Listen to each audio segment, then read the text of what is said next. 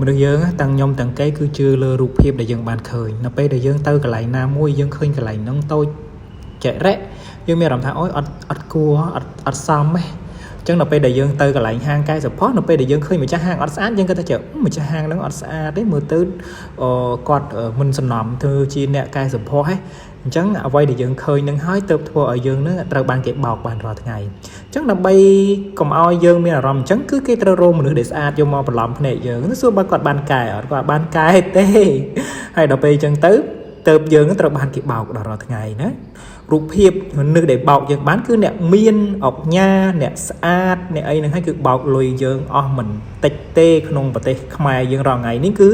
មានវិបត្តិដោយសារយើងជឿលើរូបភាពធំអញ្ចឹងបងប្អូនទាំងអស់គ្នាត្រូវឆ្លាត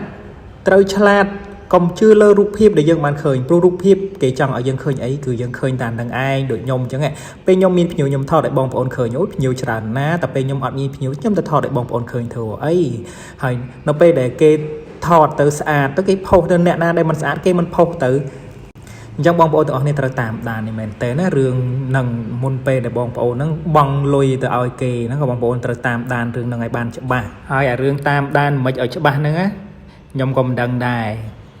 បងប្អូនទាំងអស់គ្នាស៊ើបខ្លួនឯងទៅ